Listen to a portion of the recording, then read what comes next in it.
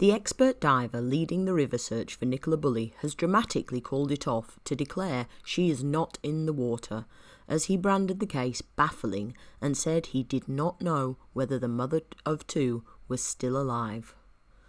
Peter Folding, leader of Underwater Search Experts Specialist Group International, said he had been determined to find Nicola, but that both he and her partner, Paul Ansell, were relieved that he hadn't.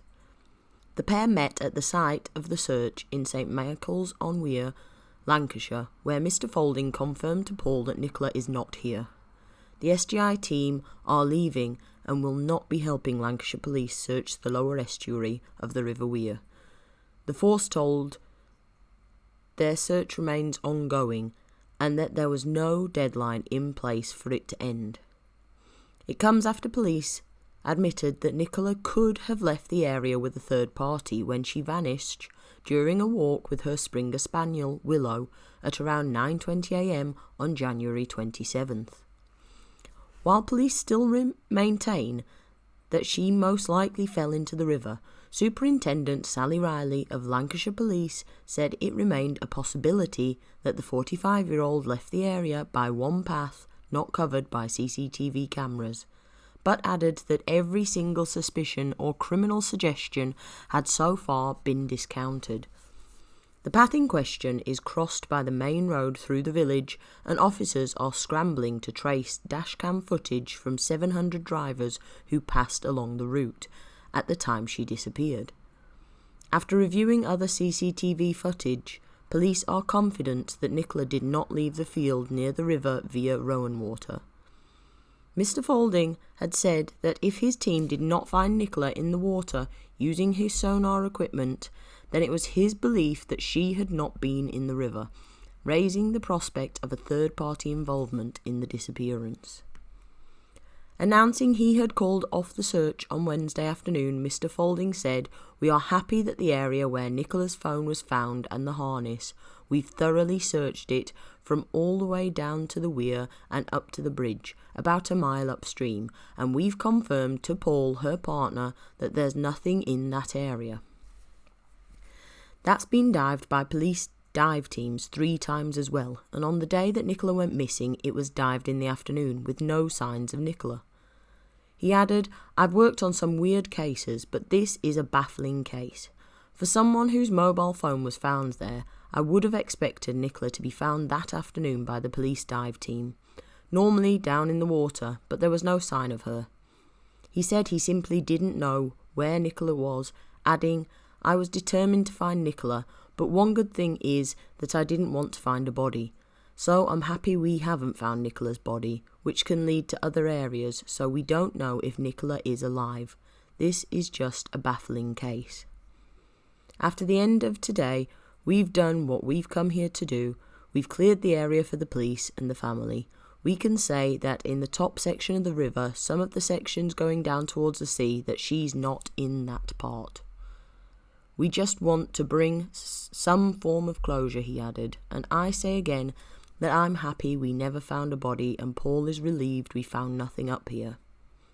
Paul and Mr Folding were this morning joined by a senior detective and friend of Nicola, who listened attentively as Mr Folding explained how the water where the police believed she drowned was particularly shallow.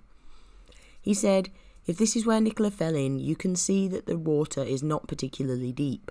There are lots of rocks, and if she was in the water, she would have been able to grab hold of them.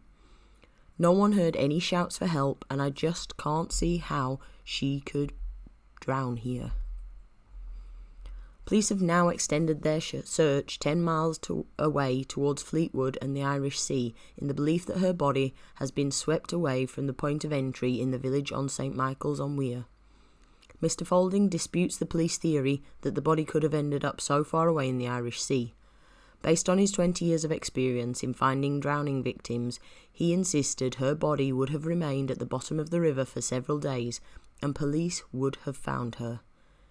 His suggestion that a third party could be involved and abducted the mother of two has put him at loggerheads with the police.